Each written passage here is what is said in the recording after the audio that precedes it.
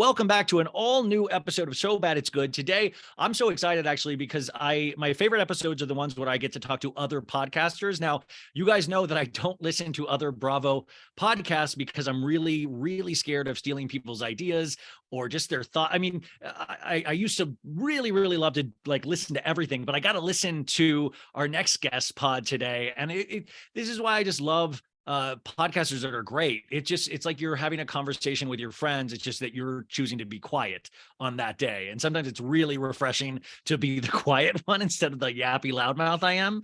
But listen, I have known of this podcast and her for a long time, and I'm so glad that she is finally coming on.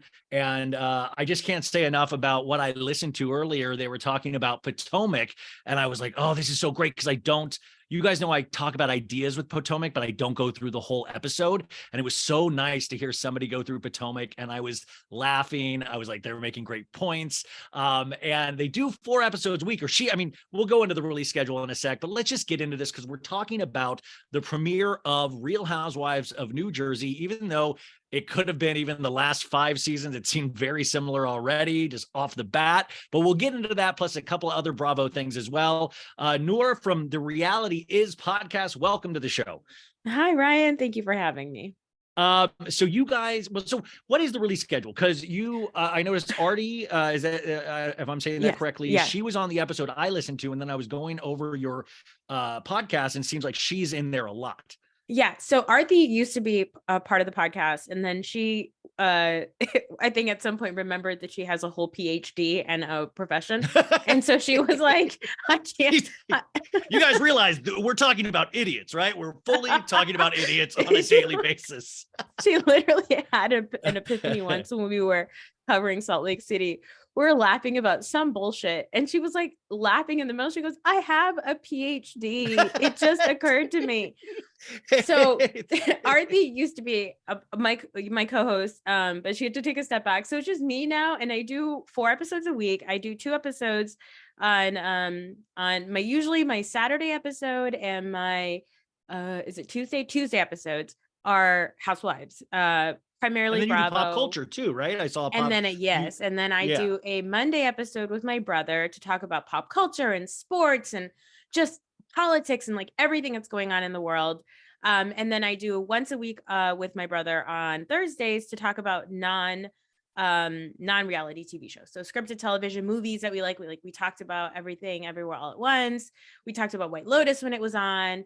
We talked about House of the Dragon when it was on. Like Succession's about to start soon, so we talk about that. So yeah. Do you watch Yellow Jackets? Did you watch Yellow Jackets? No, I don't, but I should. Oh my goodness, I am really curious. And also, I know this is off topic, but you said Everything Everywhere All at Once. What was your takeaway from that movie? I sobbed like a baby. Okay, I sobbed like a baby. Me too. And I thought it was so beautiful. And then I'm like, it's so funny how and you can use Housewives for this and then kind of extrapolate is that, we argue about everything now. We were talking about this before we even got on the pod. And I was like, Everything Everywhere All at Once. If it might, I was like, I couldn't introduce it to my parents. Like they might be confused just even in the style that it was shot in. But at the same time, how could you argue that this was such a beautiful message? Even the shot of the 2 rocks was so powerful. God. And then I was online, like somebody tweeting going like, well, this is a shit movie. And I'm like, how could you possibly write something off that is so, I don't know. I just thought it moved me so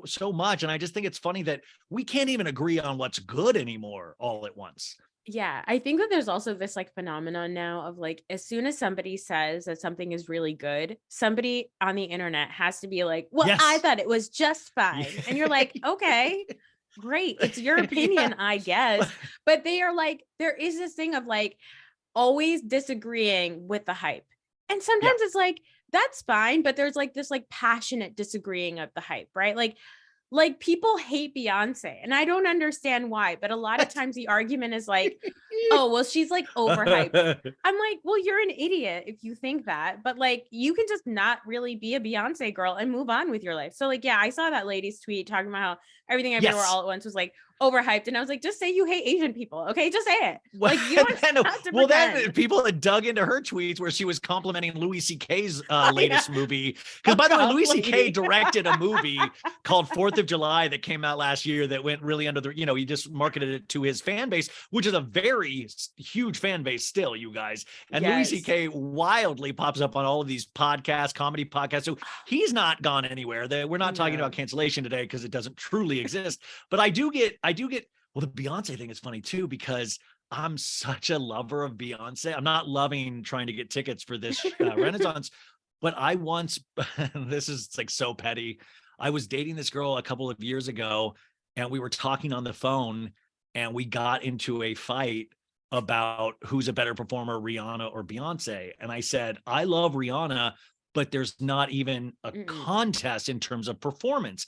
I said, I've seen Beyonce. I mean, I've seen Beyonce by myself. I've taken myself to Beyonce just to admire how I'm just blown away. It was like the same feeling I got when I used to watch Prince live in concert, but Rihanna's amazing. And like, listen, I mean, you can't argue with any of Rihanna's accomplishments, but I just thought, this is an inane argument. You're just saying no because you just don't like her. You have not even seen her live. You've just seen performances. I don't know, that kind of stuff. But I was petty and like it really did ruin our relationship. Like I was like, I couldn't come back. I was like, I support. We're not on the same page. I'm glad that person's out of your life, Ryan. That was a good decision.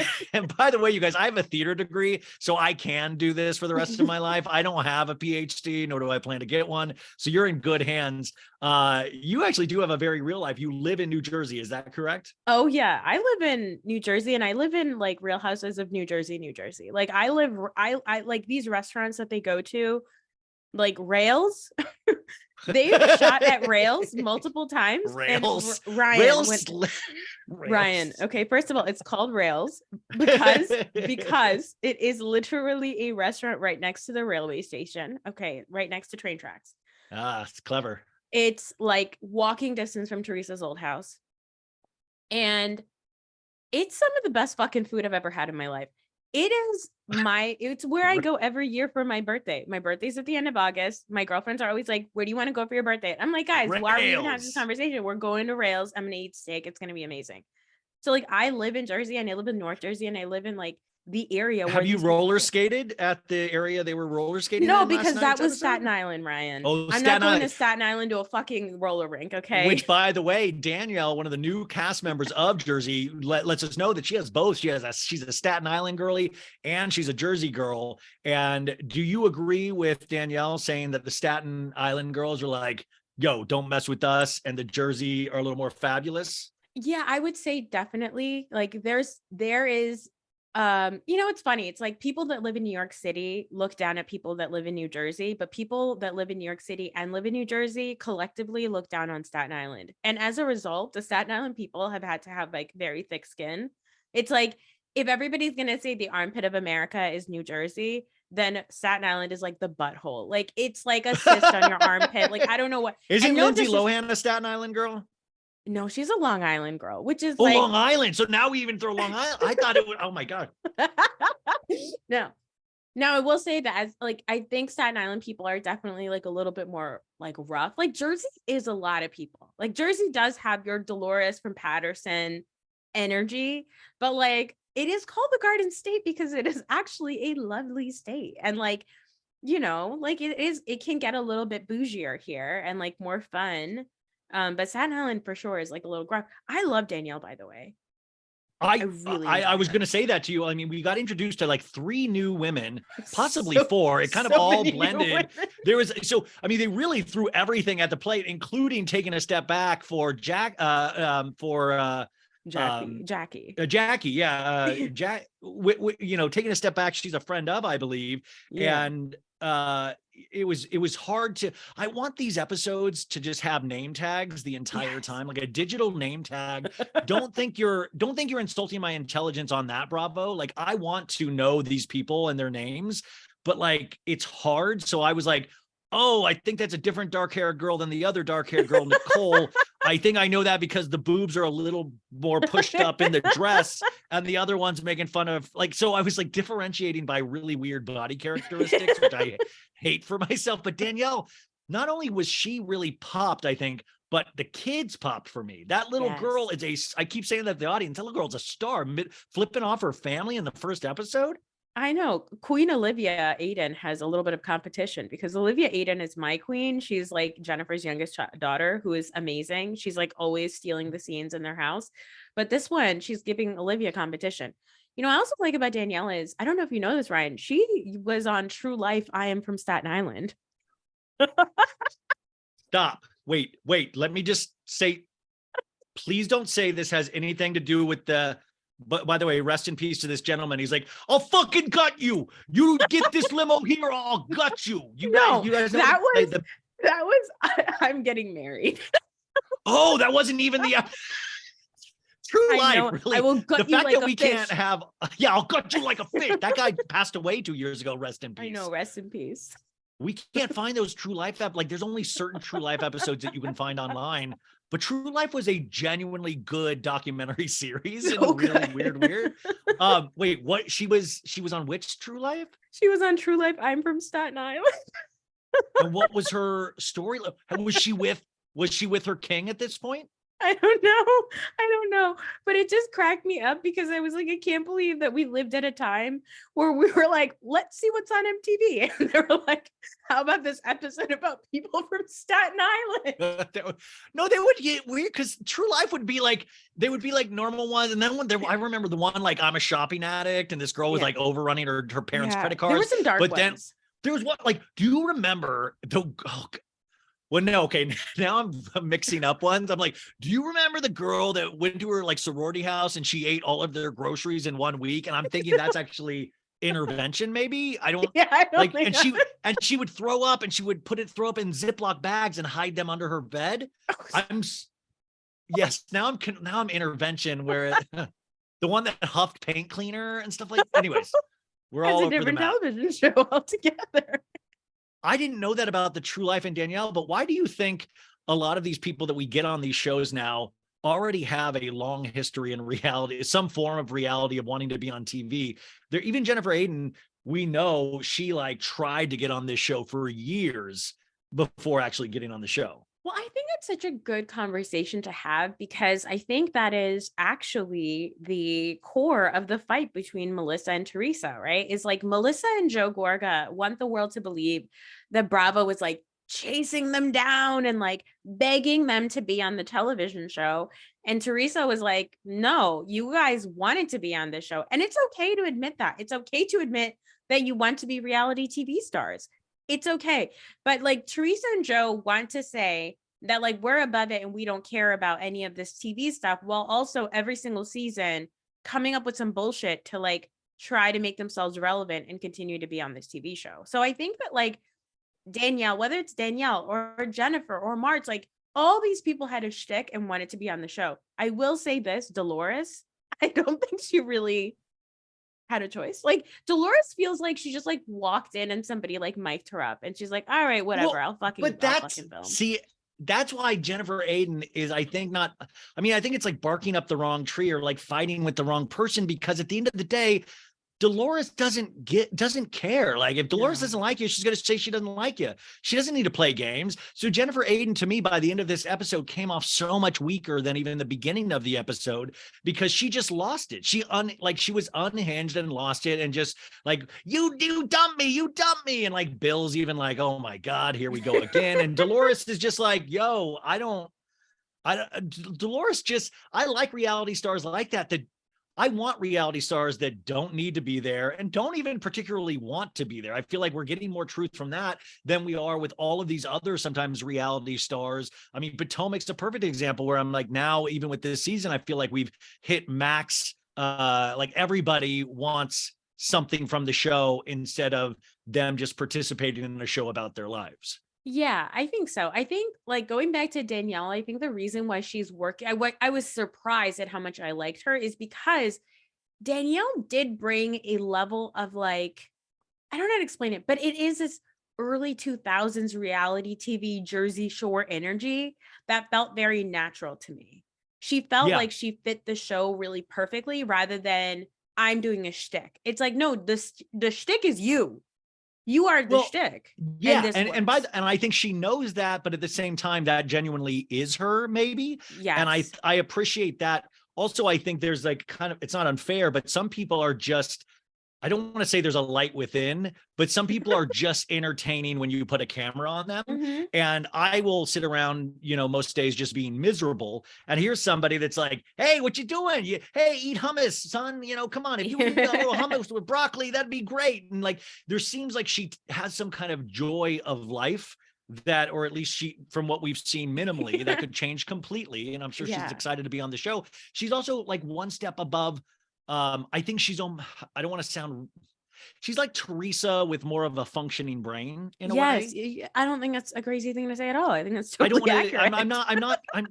I just think we have to, if we want to talk about Jersey, we also, whether you're a tree hugger or whether you're a gorget or whatever we're calling everybody these days, you have to, you can't, like, it's like Teresa, it's not Mary Cosby bad levels where it's like, but Teresa goes by Teresa. Like Teresa, there is just synapses that don't connect with other brain things. So Teresa's reality is very different than most other people's reality. So it's always going to be hard to ever have an argument with her, or even sometimes a conversation, because her thought patterns don't work the way a lot of normal people's thought patterns do.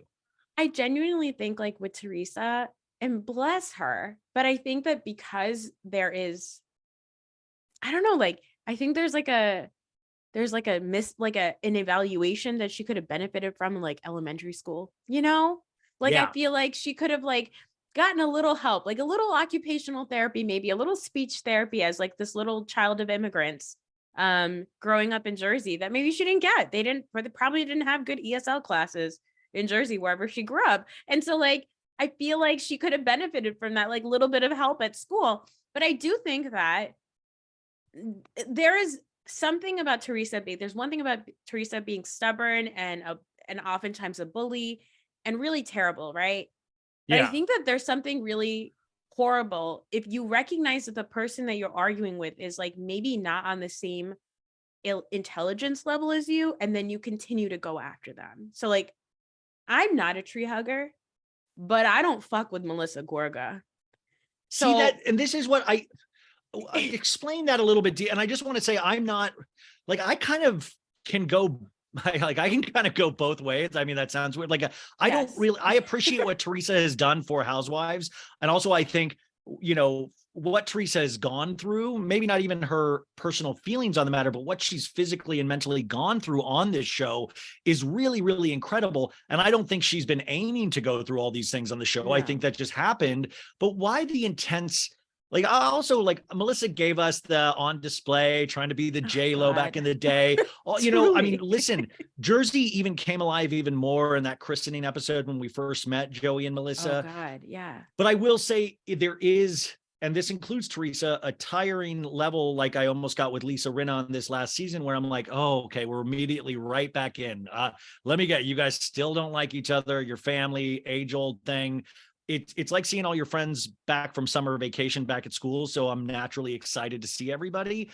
But explain to me why the Melissa hatred, because I go on Twitter and I'll just see people just kick her around like it's like a narc at a biker rally. So here's the thing. I'm glad you mentioned the christening, because I think if you go back, and so I went on my podcast, I went back and I watched some of my favorite episodes with my brother, and the christening was really important to both of us because Jersey is, he doesn't really watch reality TV, but he watched Jersey with me.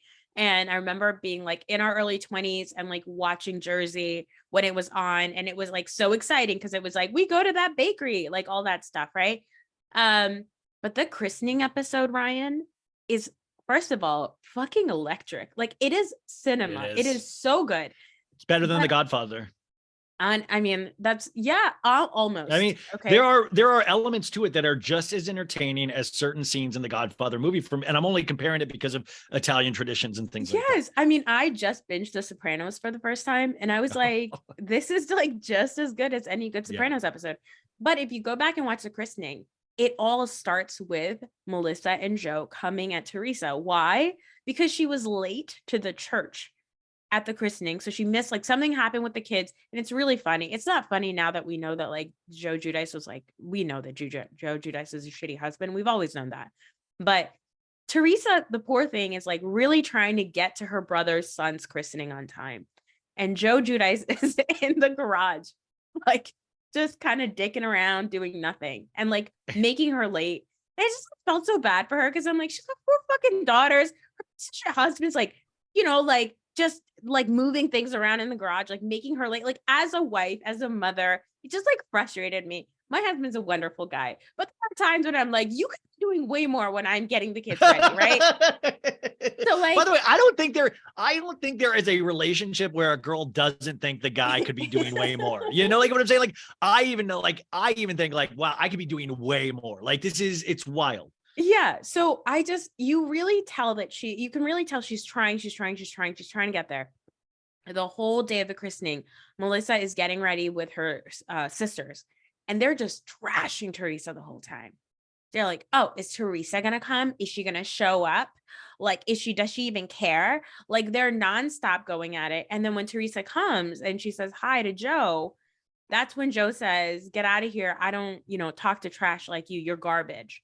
And Teresa's like, what the fuck did I do? I just showed up at the christening, So like, I feel like that if you go back and watch that episode, you genuinely feel for this woman. Like, and this is the episode where you find out that like Joe's lost all their fucking money. She's the one that is running the house because she sold a bunch of cookbooks. So like, if you go back and think about those things, right? Like what have Joe and Melissa ever brought to this show besides we're fighting with Teresa again?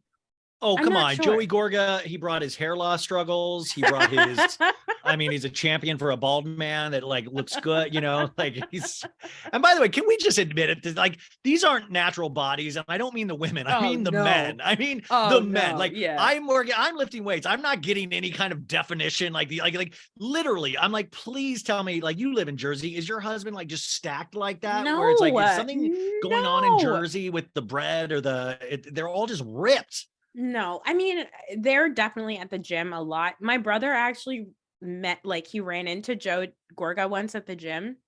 He said the first thing he noticed about him was how gorgeous his eyes are. He's like, they like pierce your eye, like they pierce your body. Like you're like, whoa, you're like taken aback by how gorgeous his face is. I love that they're rich and all these people are wealthy enough to have home gyms, yet they live and die by going to the gym. They can't work out at home. So I think that the gym my brother used to go to was a gym that Frank owned with Dolores. Oh. Yeah. And by the way, last night, did you catch that? So we kind of meet Frank's girlfriend, who we find out there's a big age difference. And then Teresa lets it like, he's like one of the new girls, I think it's Nicole, used to bodybuild with Frank's girlfriend at Frank's gym. And I'm like, what? Frank's just like walking around the gym, getting dates. And there's like wild. It was just kind of this little moment where I was like, I hope we get to expand on this a little bit. So one of my friends went to like middle school with Frank Catania's girlfriend. Oh no, wait, please don't say it was in middle school they were dating. No. Okay, I was like, oh my God, no. But like she knows her, like she's like, we went to school together. So she said it totally makes sense. She's like, I don't know how to, I think what she said to me was something along the lines of, I don't know how to say this without dragging her, but it totally makes sense that she would date Frank Catania.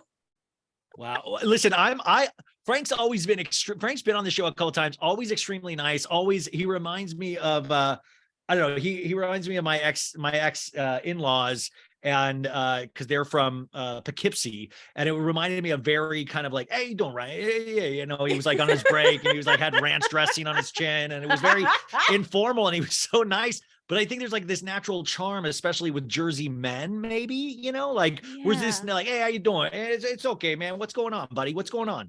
Yeah. And the women, I feel like, work harder than the men in Jersey. They seem to be having like a whole nother, anyway, sorry to get off on that tangent. Okay. So the christening, Melissa, you just don't think Melissa and Joe have brought as much nearly as what Teresa was dealing with at all. So did you hear the clip that's going around today from Teresa's podcast where she said on the show, I've had a baby Namaste on the show, bitches, right? Namaste bitches, the podcast, yeah. Which is like, she's like, listen to today's episode. It's crazy. I explain exactly why we don't like each other. But she said it was actually a savage quote. She said, I've given birth on this show. I went to prison on this show. I got divorced on this show. I've buried my parents on this show, and I've gotten married on this show. What have Joe and Melissa ever brought to the show? Which is true. I read that quote. I agree with that in theory, but at the same time, a lot of those things I don't think she chose to put on the show. This is why I have a problem with reality shows now more and more, is because I don't think we can ever get a Teresa-like story ever again. I think these housewives insulate and protect themselves now way more than they ever have. And so even like the christening, I think Jersey was trying to be your run-of-the-mill show, and these people were living such real, insane lives that the cameras just happened to catch it. And I was thinking about this thought today, of more of like, these reality shows, you're going to get so many dud seasons because there's only going to be so many times where a Tom Girardi gets arrested and we have to deal with the fallout of that. And then on top of it, you have to deal with the meta version of it. Is Erica Jane trying to bullshit us on top of what Tom Girardi did to all of these people? We're only going to get certain seasons like that a handful of times, I think, in the next decade, because these ladies try to protect themselves from showing their reality. But like that christening, it was so insane that the cameras couldn't help but catch it. And then it kind of spun off into this really, like, we did see Teresa go to jail and come out of jail. Yeah, I mean, I agree with you. But I do think that there is something about people whose lives are more fragile than they think who want to be on TV. Listen, I love Real Housewives of Miami. I love Dr. Nicole, but that husband of hers, excuse me, that man, I have questions about where his income is coming from. I know exactly what you're talking about, and I might be talking to somebody from Miami, so I'm going to refrain, but I know what you're talking about exactly. And those are the kind of things where we watch these now, having the benefit of the history of the housewives. So now it's wild because we'll watch and be like, well, I hope that doesn't go the way of Tom Girardi. And I hope that, like, we have this almost encyclopedic knowledge where we're comparing it to different casts, different seasons. And now I just kind of assume that I'm being lied to on these shows week to week. I mean, Robin is a perfect example, and watching her explanation with Andy. And listen, I'm not trying to be unsympathetic to them as human beings, but also there is that thing of, you don't have to go on this show if you want to live your real life by yourself. Yeah, totally. I think that there is that, but I think that the fame and the money is, is it that good? Want.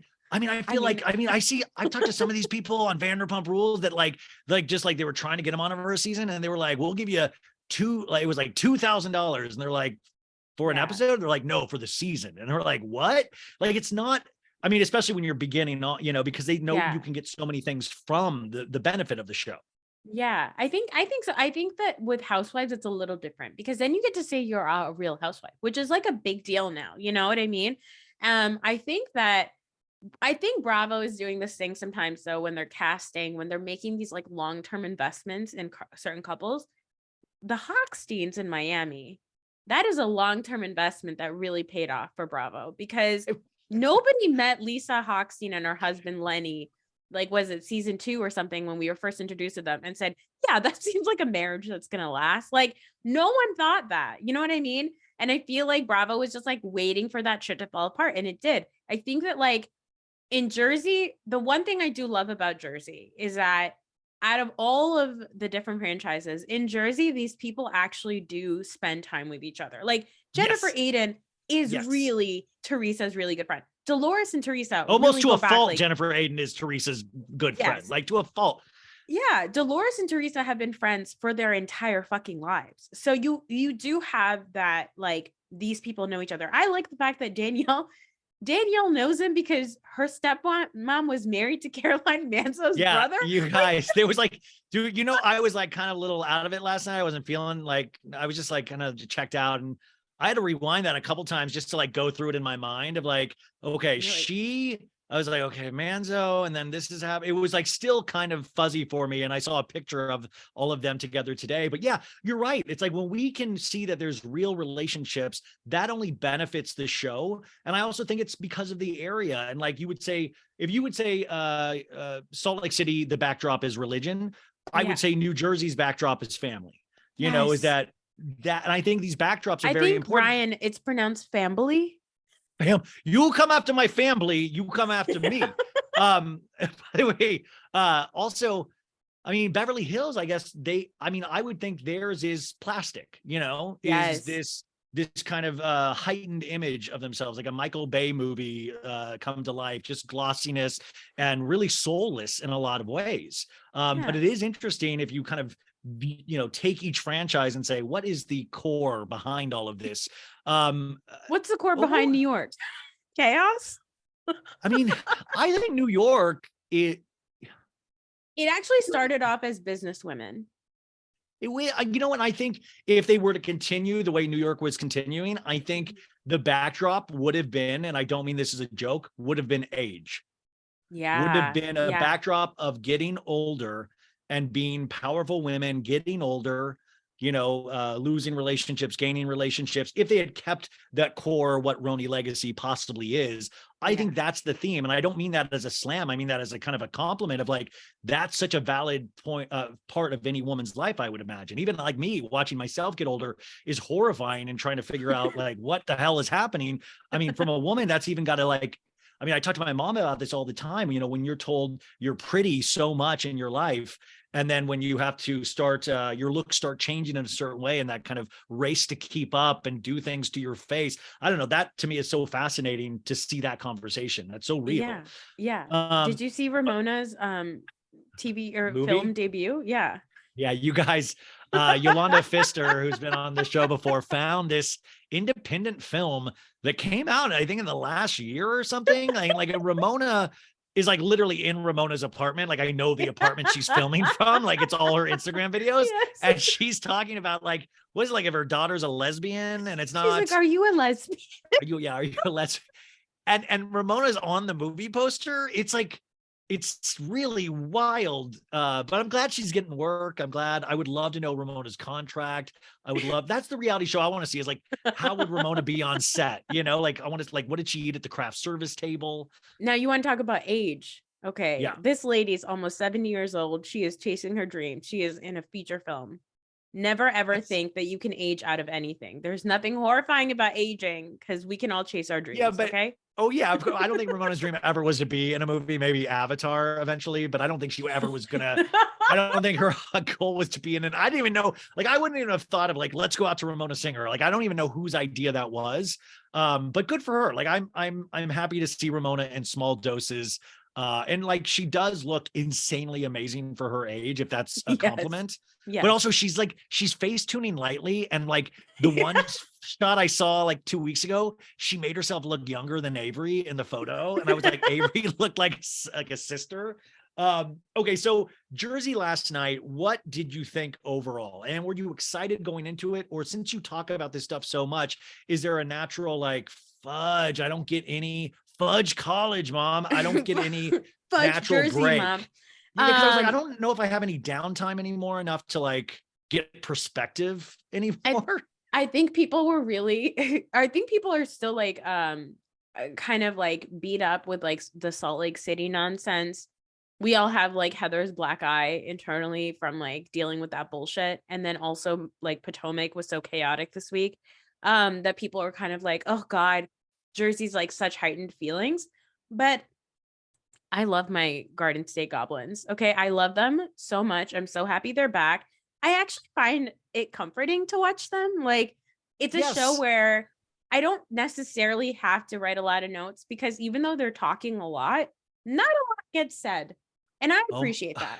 Dude, I got to agree with you so much in that, like, I was taking notes last night And it really is so much easier of a show to take notes on. I mean, there's a lot of behavior also going on. I also immediately we start off at Teresa's 50th birthday thing, a little dinner at her new mansion, which is kind of an updated version of her last weird mansion. This looks like kind of weird in its own ways, just updated. And Louis, who knew Louis? I mean, we're really normalizing him. He's making the food. He's got his son out there on the grill. He's making the pizzas.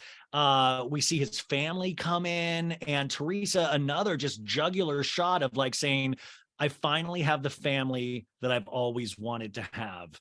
And I mean, just another shot. I don't know if she knows she's giving those kind of slams, but it's an obvious slam. I mean, I think that it's the truth for her. What she really wishes she had with her brother, she just doesn't. And I think that when later on in the episode, when she's talking to Louis about like what it was like growing up with her dad, right? Like, oh my God, that was so revealing, actually. He was like, yeah, my dad was, angry, and he would slam the table and he would throw things. And I was like, bitch, that's you. And then she says it. She's like, that's me. That's how I am. And I don't want to be like that, And then, in the middle of the story, she goes, yeah, he would like get mad. He would throw bread at us. Yes, that's right. I go, he threw bread at you? I go, hey, take your toast. Yeah. And we all love her father and his octopus eating ways and hot sauce. Really, but he was a real person in the sense that he probably had a hanger issue too, and that got passed down to Teresa. We see it passed down to Joey in a lot of ways, and their DNA did not give them the head start in learning how to emotionally talk about things without a physical aspect to that. Yeah, I'm glad that Teresa's in therapy. It looks like I don't think she's ever done therapy before. Oh, I want a full hour of that. That should be the show. Dr. Melfi and Tony Soprano. That's, Yes, exactly. We need that. That's all we need. And it's possible that she might be a sociopath, much like Tony Soprano, and she might just be fucking around with the therapist. But it's so weird because it's like, I don't trust Louis at all.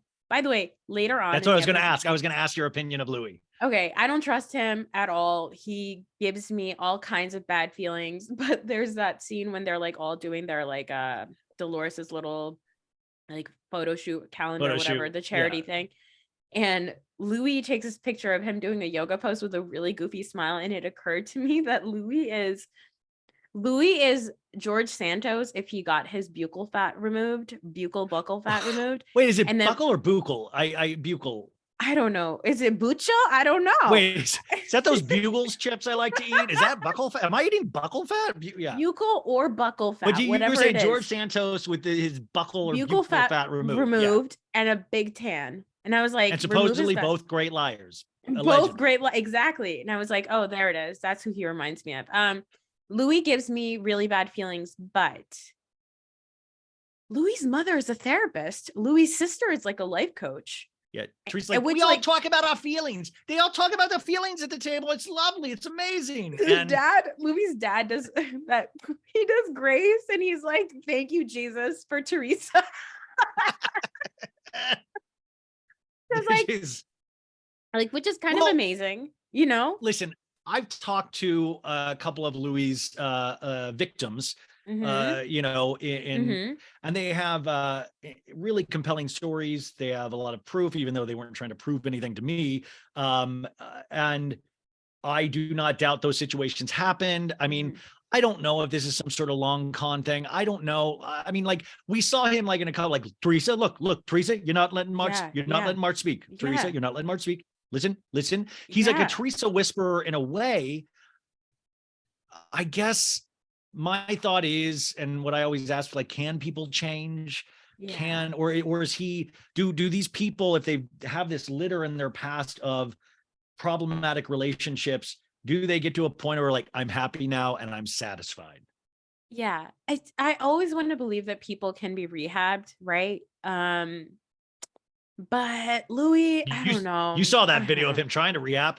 Oh yeah. Remember when he was like, I would like to come to you and ask you to marry me, and all the like just out in the sun, they all look like California raisins out in the sun, and California raisins on the beach. And it wasn't even Teresa, it was the other, I would like to come home, I love you so much. And the guy's like, tell her more, be softer. Yeah, I love you so much and I'd like to marry you with your permission. They all look like they're like going to like a Vin Diesel, like, you know, like a Fast and the Furious, like convention where they're all gonna wear white tank tops and say family over and over again.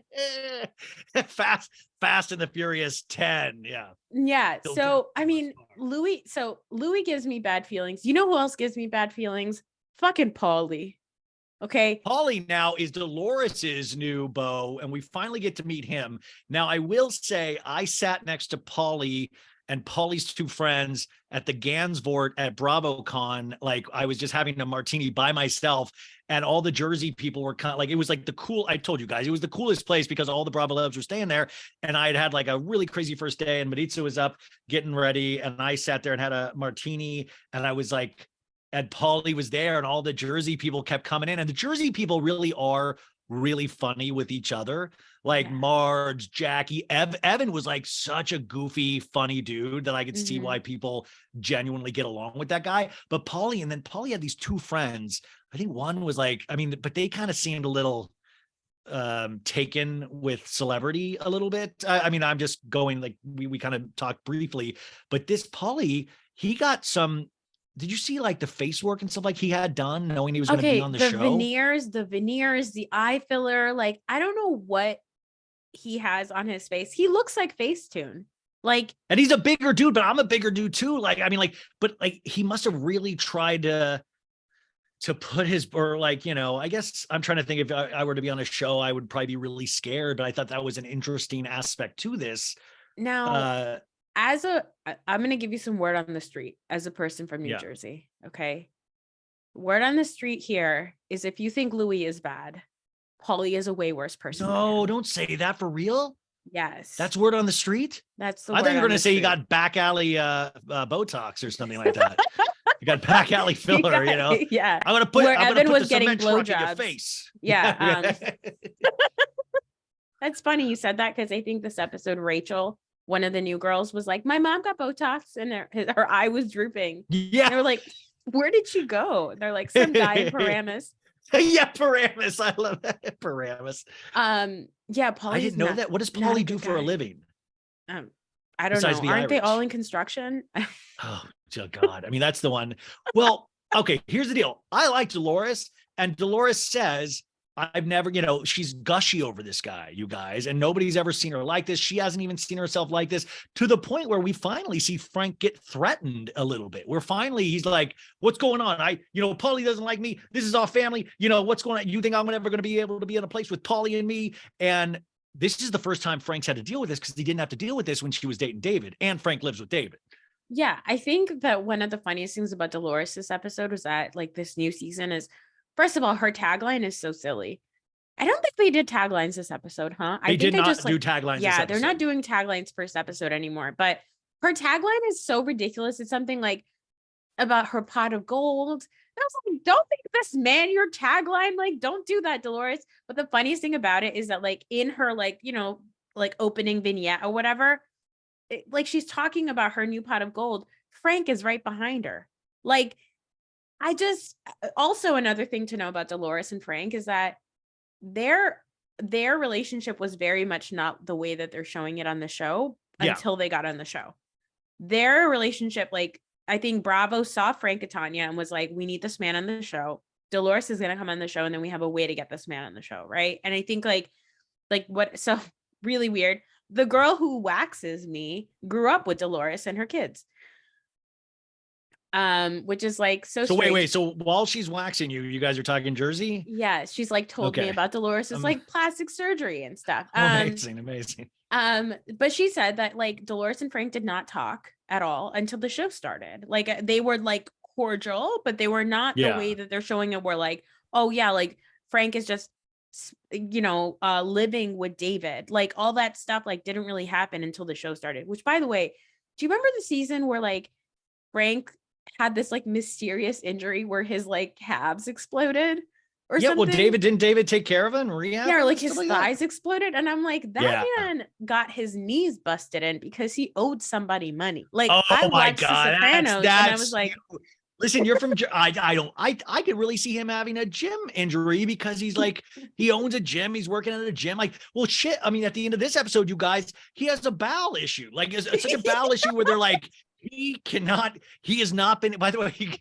she goes, he's not been able to have a poo in 12 hours, And I'm like, so what, man? Sometimes people will go days. Like, what are you talking 12 hours? Like that, like, consider yourself lucky. Like, why are you thinking that's an issue? Like, she's like, a colostomy bag is something he might need. Like, she's very casual about it. 12 hours ain't nothing. Like, I mean, like, also, if I didn't poo for 12 hours, I'd be like, this is a good day. Like, there's also what's 12 going more on hours in the day. What's going on? I guess we know why their bodies look the way they do, because apparently they're having more frequent poops than a normal person should. But also, I mean, I'm still hung up, you guys know, on Coach Shaw's anal fissure that that Jen Shaw had to escape the clutches of the Homeland Security. And then Coach went on national TV. It was like, that's true. There was something wrong with my anus. And I can't believe I forgot about that. She's like, yeah, I know, his ass is bleeding out. By the way, this is what pisses.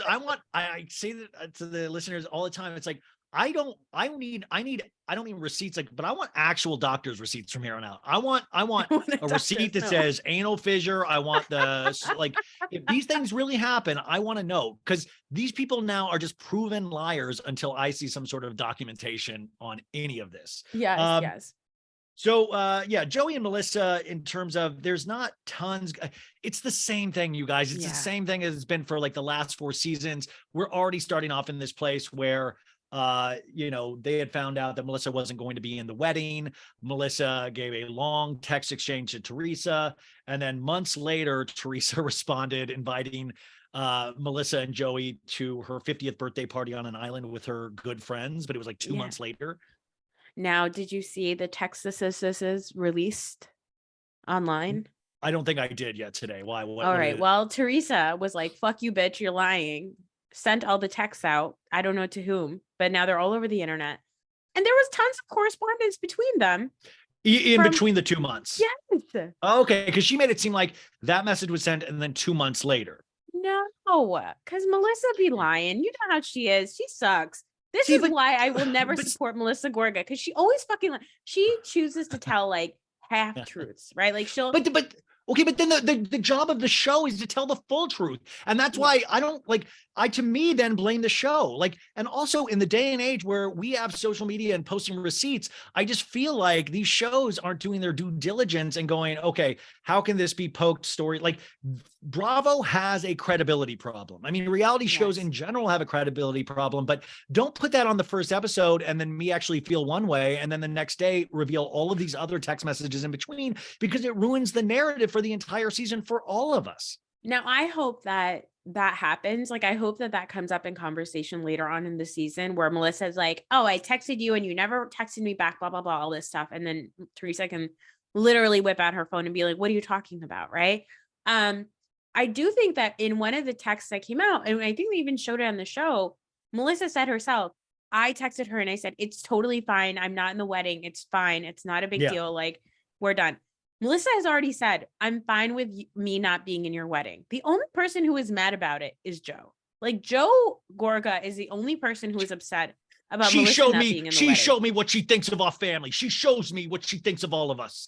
Like, doesn't even say hi to her at the roller skating rink. And, Teresa has that confused, like, what's going on? Yeah. Like, I think, say what you will about Giudice, but she has her uncle's number. Last season, when she called him a hypocrite and said, like, you're full of shit, don't talk to me that way. Like, Teresa has a lot of things, but she's raised pretty good kids.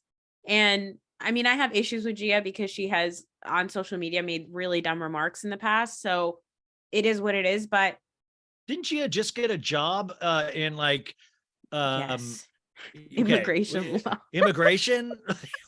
Which, by the way, is not, I mean, but you think about it like, well, that's probably her dad, has an immigration, like he's not allowed to be over here any longer. So, there's like a meaning behind that. And I was like, I'm curious what firm she has an immigration job for, but I don't know, but it is hilarious. But, much like Meadow Soprano, a child of a crook who ends up wanting to be in law, it makes sense. I mean, it really is fascinating if you look at it from kind of this crime, I don't want to say that. Anyway, so Joey and Melissa, the same thing. I also like at the beginning, there's like this, we see the little boys, Gino and Gino can squat 280 now and stuff. And yes, they're jacked. And their daughter wants a new car for her birthday because she's going to be 17 soon. Is that right? Yeah. I think that they always try to show the Gorga kids, but those kids always get cut out of the season. I always feel so bad for them. Well, I will say though, there was one comment that she said about her brothers saying that I don't want to drive them to school, Mom. They smell. And I was like, I really could smell in that moment the Gorgas. I was like, those kids probably do smell. Like I was like, they probably just really like just smell, just like there's like a Gorga funk, And I don't mean with the women, but the male Gorgas. It's like the oil and vinegar on top of like a good hoagie. And they're picking up 280-pound things and it's just like just oozing this Gorga ooze.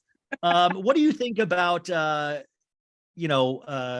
Margaret and Joe Benigno, which by the way, they do the calendar at the end, you guys, and Joe's got a little male paunch on him, which I like, and they're making fun of him in the motorcycle jacket, which I thought was hysterical. But what do you think of Margaret? Okay, Margaret drives me crazy, but nobody could ever doubt the love between Joe Benigno, teeny tiny Joe Benigno, little Joey, and Margaret. Those two fucking love each other. Those two love the shit out of each other. That's her man. Like that is her man through and through. So that's another thing. I like how Jersey women or the Jersey women on this show really kind of their men are there's like a really unique relationship they have a lot. Or even like we were talking about earlier with Danielle calling her dude, like my king came up to me although at a club and said, I will please give me the opportunity of making your life, all your dreams come true for the rest of your life. And she's like, and he did, my king, Yeah. Like, I mean, listen, I will never call my husband my king because fuck that. But I'll tell, this is on record. Valentine's Day is right around the corner. Yeah. Lucky for him, 13 years together. No, I think it's cute. It's very Jersey. It's like very traditional values that they love. The only time I don't like it is when it takes over a little bit to misogyny, right? Like when it goes over to being like, oh, what is your husband not a man? Why is he acting like a pussy? Like they'll say stuff like that. And I'm like, what's going on here? It cracks me up that Margaret doesn't quite see, and this is more so what happened last season, but they did kind of talk about it this episode when that new girl Rachel was calling Jennifer a hypocrite. And I was like, you don't know what hypocrite means. They're giving Jennifer a hard time about her giving Margaret such a hard time for being a cheater when her husband is a cheater. And I was like, why are we still talking about this? Those are two completely different things. Jennifer's husband cheating on her is about her husband. Margaret cheating on her husband is about Margaret because they're the cheaters. Like, I don't understand why that is still so hard for people to understand. But the reason why these women don't get it is because they're like swimming in misogyny in the culture that they live in. You know what I mean? I think Jennifer does not do herself any favors, like I said in this first episode, because I think a lot of her feelings with Bill in that situation still are tied up into Dolores now all of a sudden. All of this anger, all of this, like, like you're not a good friend. You're not like, it's like you want to be yelling at your husband. That's who you want to be yelling at. Like that reveal last season took a lot. I mean, it took a huge hunk of her heart to have that revealed because we know she didn't want that revealed. But then it kind of, I don't think it weakened her, but I think in her mind it weakened her. And so now she's picking weird, wild fights that I don't think really have anything. She could have easily pulled Dolores aside and said, I miss our friendship. Yes. I don't know who's to blame here, but I hope that we can, because I miss you and I need you as a friend. I've gone through a really rough year. Instead of doing bullshit of like, I think she put a curse on me. I think and my mom thinks I've been cursed and I bet it's Dolores. And I'm like, really? You think it's Dolores that cursed you? That's the thing. And even her like avoiding Dolores at all those parties, it's because she's fucking scared of Dolores. Let's be fucking honest here. Because Dolores will kick her ass, right? But then to go plead your case drunkenly with everybody else in the room. We've seen that on reality shows too. That doesn't work. And you make yourself look like a kook. And then Jennifer just pops off. And sometimes her pops offs are entertaining, like, like, oh yeah, I look you up in the encyclopedia, blah, blah, blah. And I'll see, like Merriam-Webster. When she yeah, pulls Merriam-Webster. Merriam-Webster into the conversation, it is over for you. Okay. Yeah. But But Bill's having to pull her away, and yes. Bill knows still that he, they don't have this picture perfect life, which nobody does. But I just felt it was such a miscalculation to go after Dolores continually. And Dolores is like, I don't have time for this. I don't have time for this. I'm happy. I mean, Jennifer is the queen of you have a point, but you are arguing it wrong. Like she is always like so close to being right, and then her delivery is shit. It Yeah. always happens every single time. I mean, even this whole fight, her biggest issue is Dolores called me a cunt. Her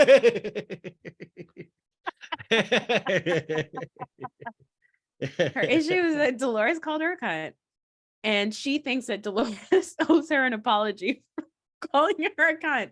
So instead, she just kind of like avoids her, and then eventually she lashes out and she ends up calling Dolores a cunt. Yeah, but I don't think she realizes it too. And and also talk about ownership is like, Dolores, I did something for her. I let my husband be in her calendar. Like Yes, I like exactly. this. Like I let this happen with my husband being in your calendar. And I thought that was an interesting thing about like, I'm Bill's manager all of a sudden. Also, did you notice that we had a really like brief cameo from Tracy and Tiki Barber in this episode at the roller skating rink? We could never, it was a little bit better than her getting cut out completely from the reunion last year. But I could never remember her name. So we just called them Tiki and Kiki for the longest time last year. Cause we were like, I don't know who the hell they are. Like I know Tiki Barber, but I don't know his wife. Yeah. They showed up. It was like between them and Jackie. It made me sad. I was like, oh, look at you guys. Oh yeah. So, I mean, Jackie, I want to get to in one sec, but the Tiki thing, I always cracked up because I think last season you saw the realization on Tiki Barber's face of what show he was on all of a sudden. Like I was like, oh yeah, my wife's doing this thing. It seems like it's going to be fun. And then he's like, wait a sec, what are we doing? What are we on? Are we on the, wait a sec. I have an actual career. I can't be doing this. And cause you saw him like with the guys kind of just confused a lot, but Jackie, I will say, is my biggest disappointment for not having the continuation of her storyline. Listen, at the end of last season, talking about her ED the way she did the entirety of the season, whether you like her or not, I think it was a very brave move. And she admitted, that she was going through something.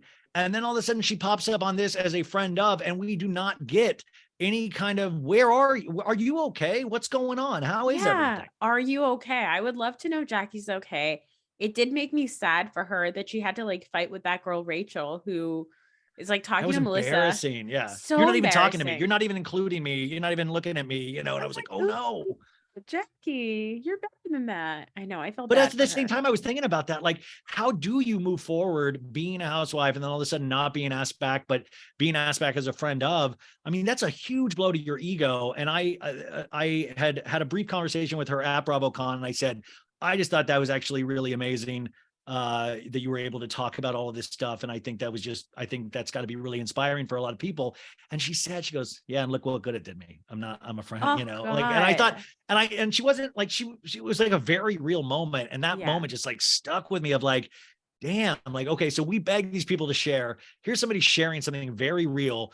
Because the comments, if she had not shared that, will be like, oh, that girl's dealing with an ED, that girl's da da da da da. But she did share it. And I wonder what the decision process was behind that of like, well, that's about as far as we can go with Jackie's storyline, even though we like Evan a lot. Yeah, I know. We love to drool over Evan, but like the best we're going to get out of that is just Evan. I mean, I felt bad for Jackie, and I think that personally, as a person who has also struggled with an ED for most of my life, the way that Jackie actually talked about her disorder last year was so amazing, because she highlighted the fact that a lot of her habits, a lot of the things that she did are things that, not to go on a tangent about diet culture, but those are things that we alike, especially for women, especially for millennial women. It's stuff that we have all been raised to think is completely normal and healthy ways of doing things. Measuring foods and calorie counting and reviewing menus and eating something before you go out so you don't eat a lot when you're out. All that shit is really, really bad and it's really, really toxic. And that's the stuff that Jackie was talking about, outside of the fact that she had other more severe parts of her eating disorder.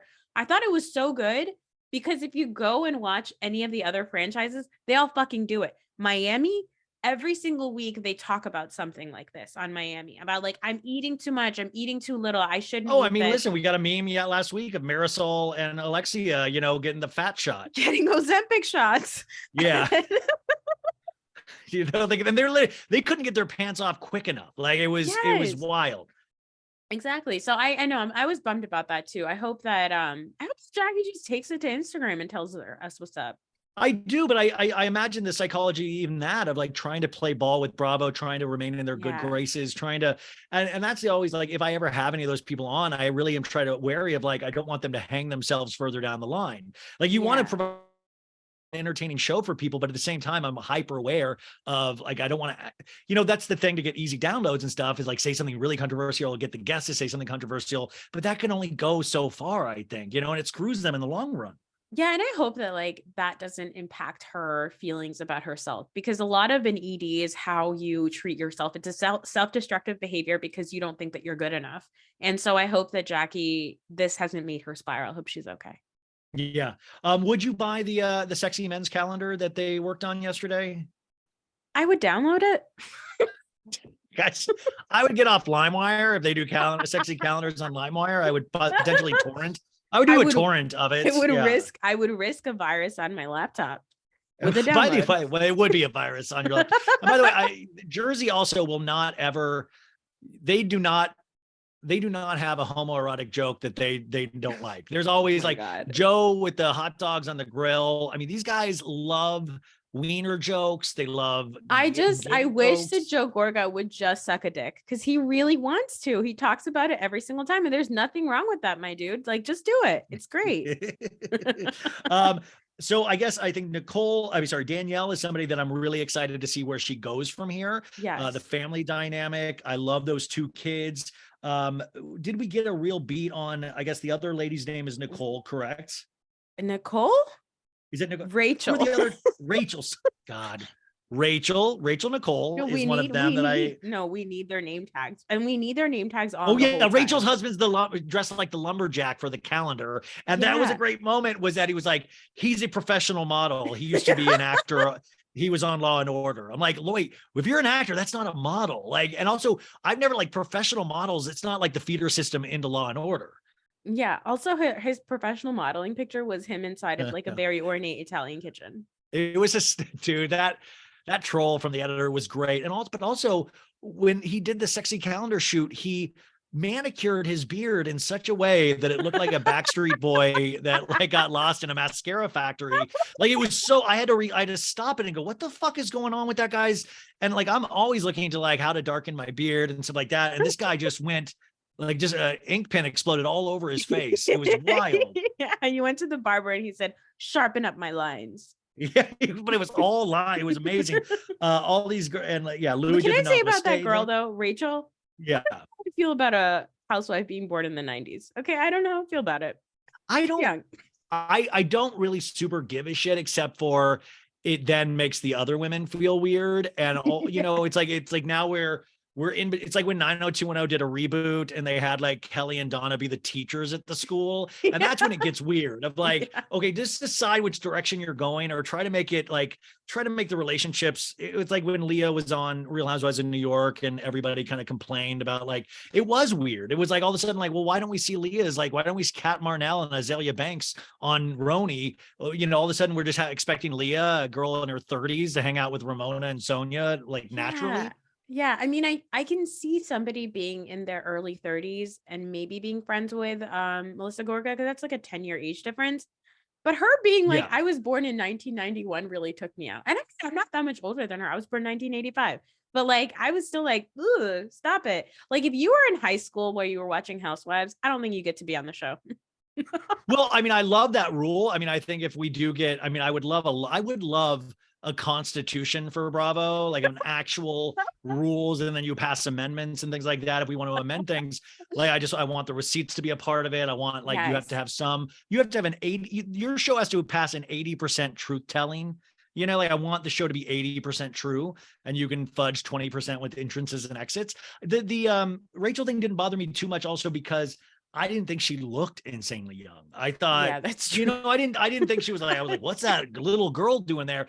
I mean, no offense to her. She looked pretty, but I didn't think of her as like, so, you know, her telling me that told me more than what I would have seen. Yeah, I would have assumed she was like, you know, my age, like in her late 30s or early 40s, like, and which is really sad for her.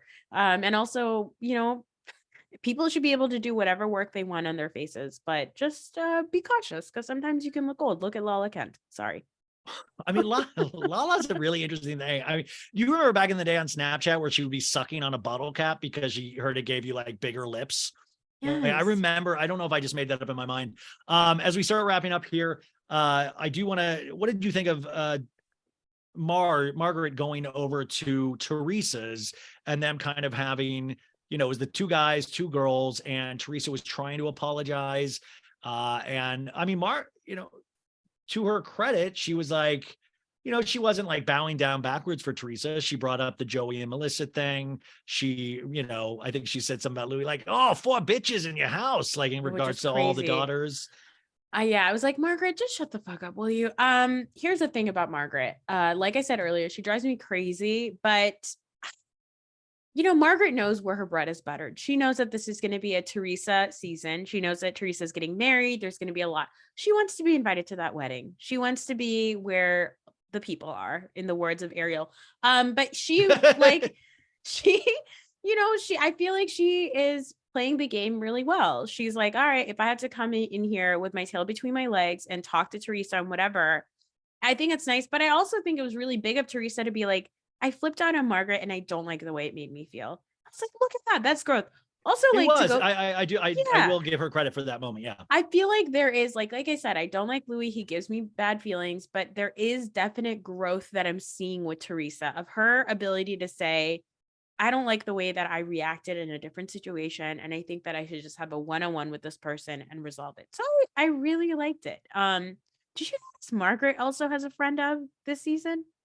Are you talking about, was it Tracy, her employee? No, yeah, no, you're right. Her friend, her funny friend. She said it was hysterical. Her funny friend. She was the one that said her mom had weird botched. No, that was Botox, Rachel. right? It's fine. You can't tell them apart. God. Now this one looks like the one from Real Housewives of New York a couple of seasons ago. God, her name was just in my head.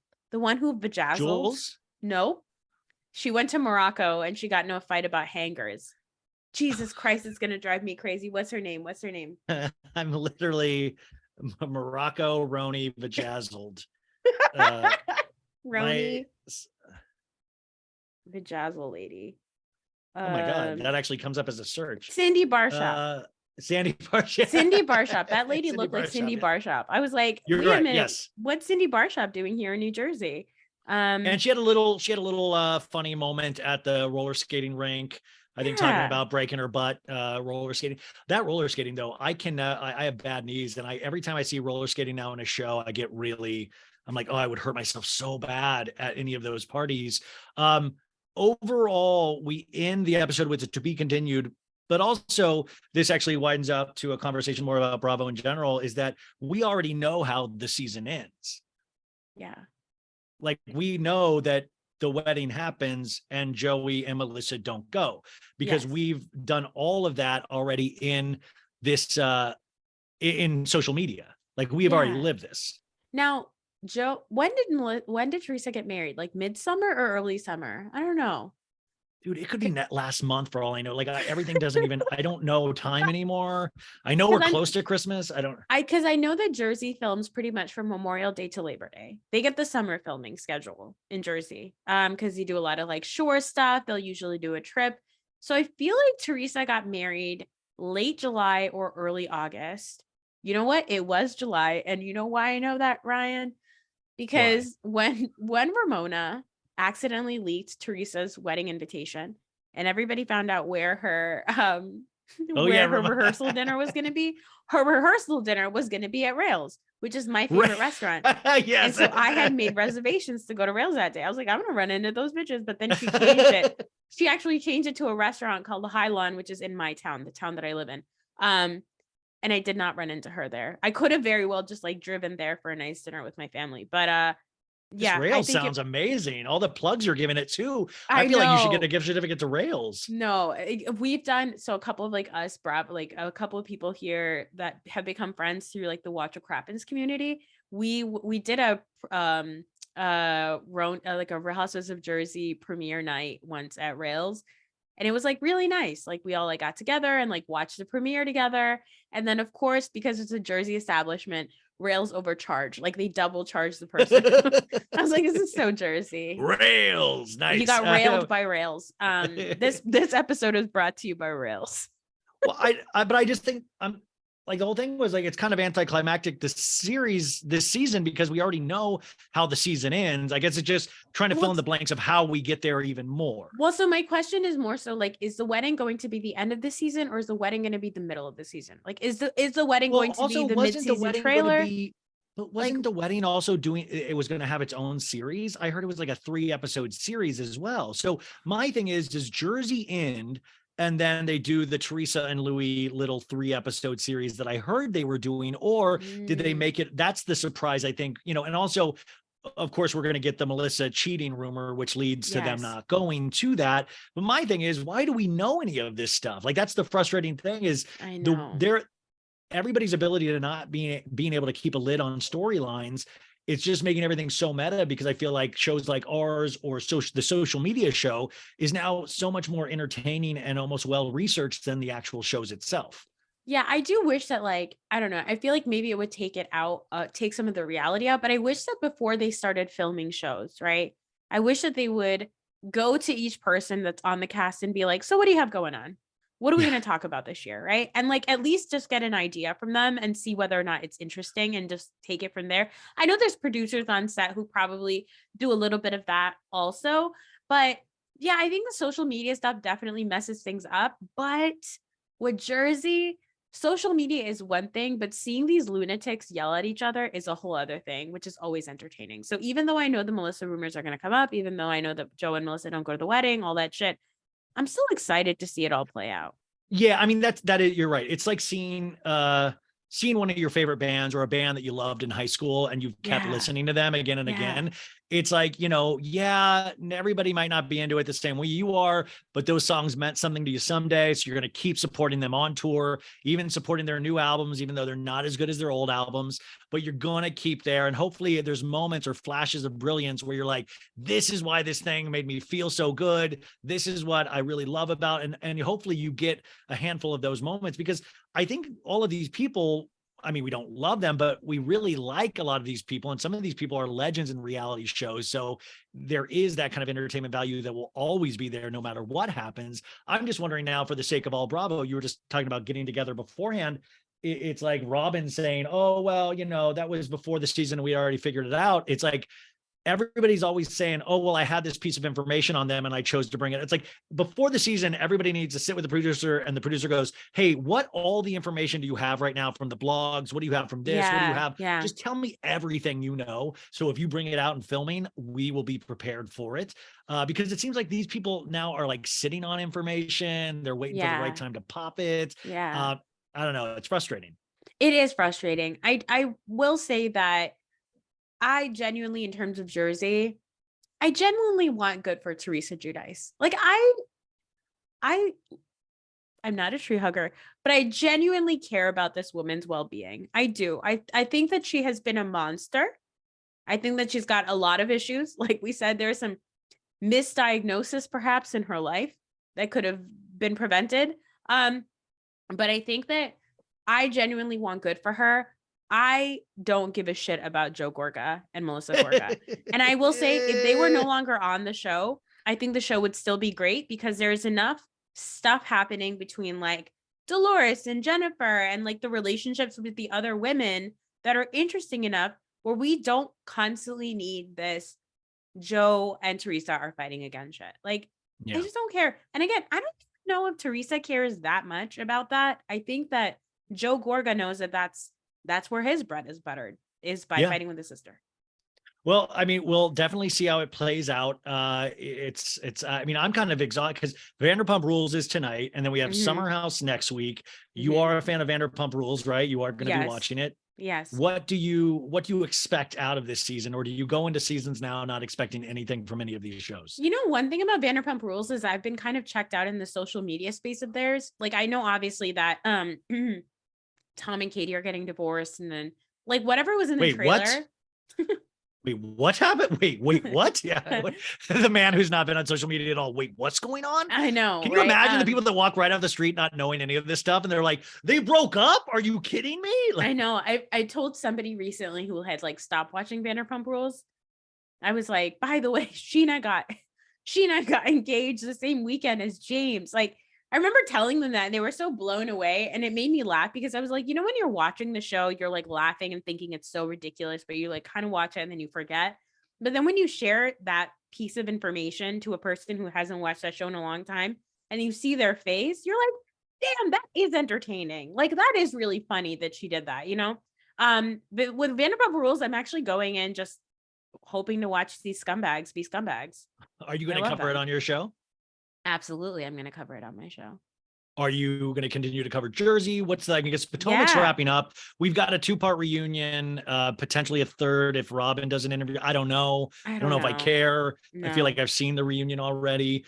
So what will you be covering? I mean, Family Oh, Karma is going to wrap up yes. their season pretty So soon in a right week and a half. now, yeah, right now we're doing Family Karma, Potomac, obviously Jersey, Salt Lake City, and Miami. And now that Salt Lake City is gone, we're gonna do starting from next week, or actually starting from this week, we're gonna do Vanderpump Rules, Summer House, Jersey, Potomac, Miami, and some non-reality stuff. Whatever Well, I is mean, looking we're good. obviously going to see each other on the playing fields out there. Recap. I mean, like that's the funny thing. I mean, everybody. I love hearing people's different takes on these things and different opinions. I think there's room for every opinion. That's why I don't really, even with the Teresa and Melissa thing, I'm like, I don't know if I hate passionately either one. I like kind of I don't like them particularly, but yeah, I don't want Teresa to fail. I want good things for Teresa. The only thing that scares me in my gut is that, like, how does the Louis stuff factor in? Oh Because God, how is yeah. somebody so wrong for all of these other women, Oh but yeah. this one is different? That's the part that keeps scaring me. It doesn't keep me up at night, but it's that kind of thing of like, wait a sec, there's no, I just, that's the distrust in me. And it's actually liking Teresa that I even give a shit to begin with. So that's the Teresa's our only thing that's, anti-hero. That's who she is. She's our I mean, anti-hero. genuinely, she's for good or bad. That's who she is. Yeah. She's not keeping herself at bay, but also that thought of like, do you think she's potentially too big for this show?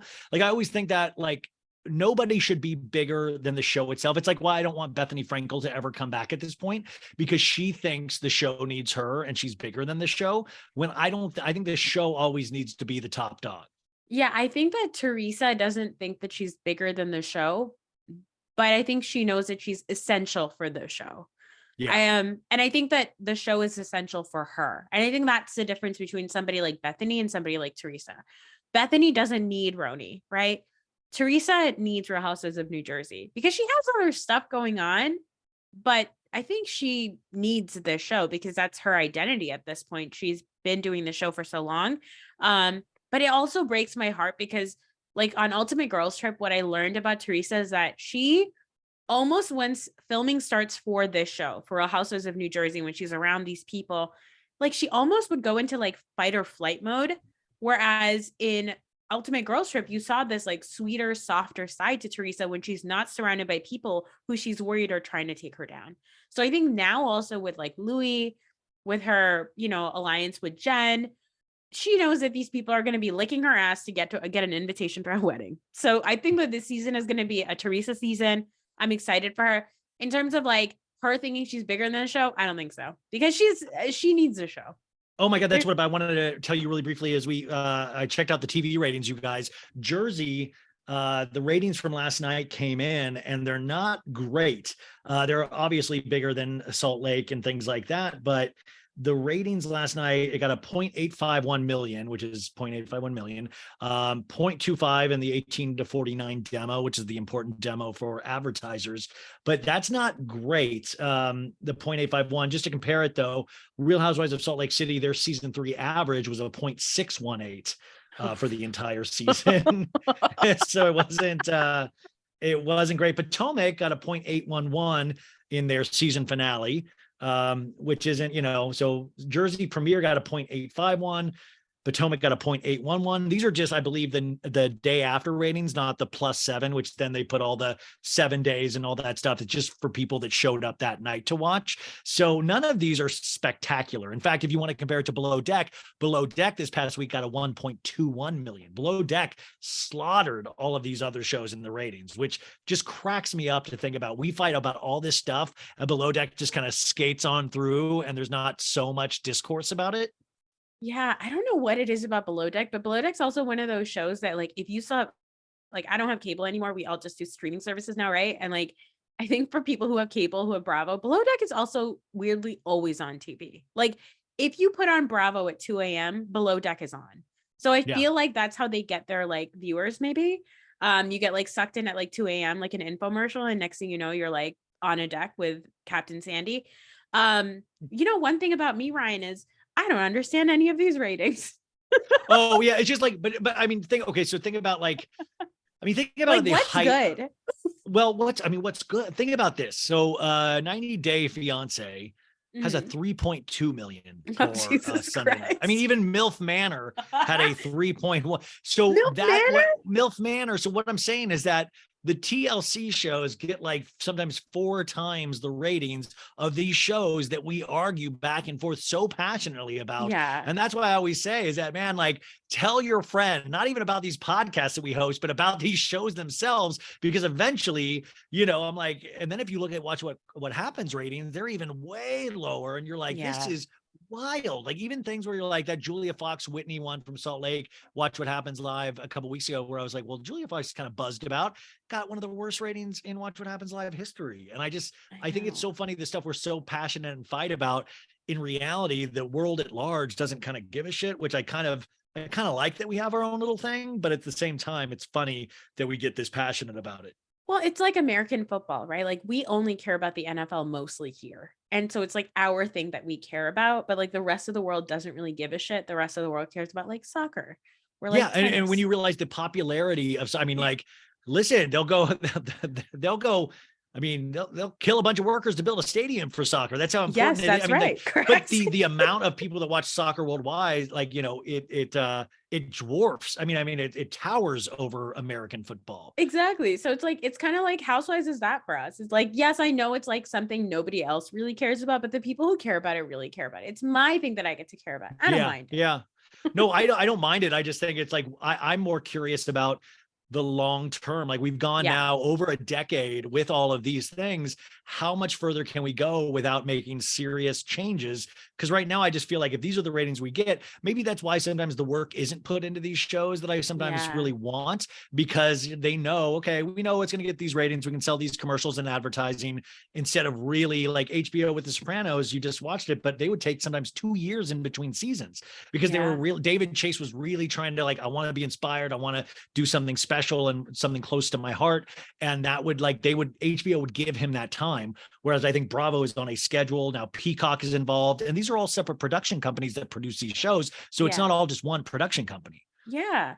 I maybe we need more time between shows too. I think like we're just like, it's like one after the other after the other. It also gets a little bit like exhausting sometimes. I also think it's a very like volatile space sometimes to be on social media talking about Housewives. I've like had to, not be on Twitter the night that a show is premiering, because people are just crazy about their fandom. I always say that there is no such thing as there should be no Housewives stands, because you should not be supporting these people. These are good people.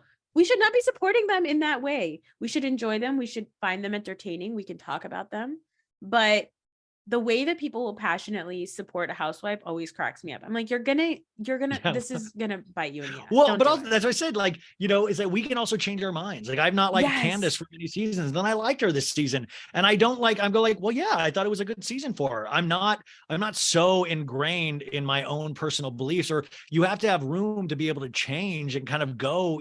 We change in our real lives. Why can't we Yes. change about our? The only thing I think we can all agree on is Lisa Rinna is horrible. I don't Yes. think. Yes. Well, you agree Which, though, by right? the way, All joking aside, you agree though, right? yes. Which, But by the way, talk about change. For years, Lisa Rinna was my problematic favorite. I loved her because I thought that she was a necessary component to chaos on a show that didn't have a lot of chaos. You needed more chaos, and that was Lisa Rinna. But now I'm like, fuck Lisa Rinna. Fuck that lady. no, she was great. And then also, dude, her publicist is working overtime, man. Like, just let your fans or let your fan miss you, Yeah. because like all of a sudden she was on like E or something. Like, I'm like, dude, chill. I know you have to sell Rinna wine and you were counting on the show to do that, but chill out for a second. It feels like her publicist is like in like overdrive. I'm seeing her now more than I ever did on the show, and like that's scaring me. Yeah. I need her to have a Ramona like movie or something. Noor, tell us more about your podcast. The reality is on 4 times a week. Everybody's go subscribe right now. You said you're going to cover all of those shows. Anything else that we need to be aware of, or can we? I we mean, can support you should with? be aware of the fact that I don't skirt around like things like politics and stuff. So there's people who don't want to hear that stuff. That's fine. The podcast is not for you. That's okay. But if you like hearing that stuff, I like to talk about a lot of things from a South Asian perspective. So my family is Pakistani American. I'm an immigrant. I live in Jersey. Like, I just feel like I have a very different thought process when I watch these shows. I love covering family karma because obviously I have to as a South Asian. I love that stuff. So check that out. And then I do once a week a non-TV episode. We talked about the Grammys. We talked about like what happened to Ilhan Omar in the, in our government. So I talk about a lot of different things. I'm everywhere podcasts are heard at The Reality Is Podcast. And if you want me on social media, I'm on Twitter and Instagram at The Reality Is Pod. And the best thing you can do for any show that actually is nice enough to come on this show, go rate it 5 stars on Apple Podcasts and Spotify. You don't get charged for rating a podcast. But like we also said, if there is something that you don't like, just move on to the next podcast. I just think that there's so many podcasts that you will find the one for you. But this has been delightful. I am so excited that we finally got to talk. Thank you. I know you're sick, so thank you for spending so much time with us. I know I go long, but it's so fun to talk about with new people. I have one question for you, Ryan. Yeah. I know that you love Batman, but I know that you do. also like to make fun of Ben Affleck a lot too. Yeah. What are your thoughts about this rumor going around that apparently he's going to go into directing Marvel movies or DC comic movies? Did you hear about this? DC movies? So yeah. James Gunn. We did a whole segment on. I think Kendrick did this with me. From Reality and Comics too. Is that because Ben Affleck was supposed to do a solo Batman movie that he was also going to direct, and then Ben was like having some problems with the sauce again, and so he dipped out. Well, and the reason I know this because Joe Manganiello was going to play Deathstroke, and I knew this because I'm sort of friends with Joe from acting class from way back in the day, and I went over to his house to interview him for my work. I used to work in an acting studio. Anyways, we were talking and he was showing me all the Deathstroke material he was researching, and Ben Affleck had already done camera tests and stuff like this. We did this whole podcast that we could never release because then Ben Affleck removed himself from the project. The project went south, and then they went and changed it all up to Robert Pattinson Batman. But now with James Gunn, he's bringing Ben Affleck back into the fold. We're going to see a Ben Affleck cameo in the Flash movie, and supposedly Ben Affleck might not be directing a Batman movie. It might be I don't know. We don't know if he's going to continue to play Batman, but he's definitely going to direct a DC movie, supposedly. And I'm good for that. I like Ben Affleck as a director. I like Ben Affleck as an actor. I also like Ben Affleck as a meme. I don't dislike Ben Affleck. I think he's one of those weird things where I know his talents are good, his interests are in the right place, but the bad side of him is that he also wants to play in this pop culture celebrity game. Like still it still fascinates him. Like Matt Damon doesn't have this kind of shit. Like Matt Damon doesn't care. Like Matt Damon has been with the same woman for a long time now. He has a family, and Ben Affleck does too, but he wants to still be in. He wants to be at these Grammys, even though he's miserable being at them. It's weird. Very Batman. It's tortured, Yes, it is very tortured, like Batman. Exactly. He would rather be somewhere else, but he has to put on his Bruce Wayne, face and sit out there and do public events and all that shit. Did you Yeah. like the Robert Pattinson Batman? I did. Oh my You know, God. I liked, but it's like being, we were talking about when you're fans of something so intensely since a kid. I was almost more nervous in the theater for the movie than I was for my enjoyment of the movie. I was Yeah. like hyper aware of people walking out. Are they like, cause it was like a 3-hour movie. I'm like, are they with it still? Are they paying attention? Are they, you know, cause I would read like the comics. It was very close to some of the darker comics and the more Yeah. detective aspect of Batman. So I was like, are they going to go for this? And I was really thinking that people were going to shit all over it. So I was pleasantly surprised that people appreciated it. But like, I don't think it's ever going to be enough for me. You know, it's never Yeah. going to ever be like, it's one of those things that I don't know if there could be a perfect Batman movie, but Yeah. I really loved liked it. it. Yeah, we loved it too. My husband, it was very nice for me to hear that you're a Batman fan because my husband's like a huge Batman fan. Like Oh yeah. one of our first interactions as like when we started to get to know each other just as friends was that he put a group of people together to see The Dark Knight. And this is like back when you couldn't reserve seats. So it was in New York City at the IMAX theater. And it was like a big deal because it was an IMAX movie, you know, specifically made for IMAX theaters by Christopher Nolan. And so he had this like group of 30 kids line up for like hours to see this movie. And I got to go see it. And like, I grew up watching Batman too, but like not as passionately as him.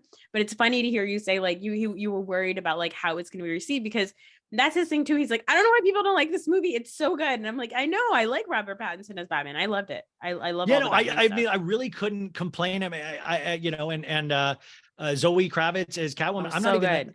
I'm not even a huge Zoe Kravitz fan, but I walked out going, she was great. Like I thought Yeah. everybody was great. Even like the Riddler guy, he's not usually my favorite actor in a lot of things. And I thought he was great. I thought it was, I like when really good people are behind these projects, and the director of that, Matt Reeves. I also loved when Nolan, like Dark Knight especially, was so, I was like, wow, when they have really smart people directing these films. That's why the Ben Affleck Batman didn't really do too much for me too, because I tend more to like the realistic Batman. None of it's real to begin with, but I like when it's more of like, how could a real person do this instead of, I like well, when Batman just has slaughtered 40 depression. people. Yeah, I like when Batman has depression. I like when he's on, you know, antidepressants and going to a therapist. That's right.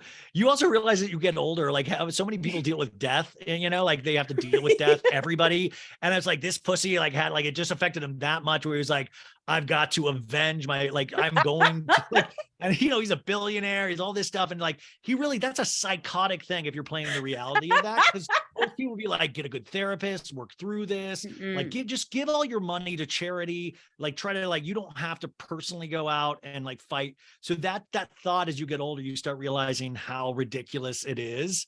Yeah. But still, it's so much better than Superman still. Yeah. Oh God. Way better than Superman. Always better than Superman. Yeah. Well, we're going to start a new comic podcast, you guys. Watch out, Kendrick. So we're coming for you. It is so funny. My interests really do the gamut, but there's not much difference, you guys. I went to Comic-Con, not much difference between comic fans and Real Housewives fans. Yes, correct. Very, very thin line. So this was delightful. You are welcome anytime. If you're screaming so many times a week too, but if you ever want to come back on, you are more than welcome. Yes. You guys go subscribe to The Reality Is. I'm sure you already know it, listen to it, or already subscribe. But if you don't, go check it out now. Thank you so much once again. Thank you, Ryan.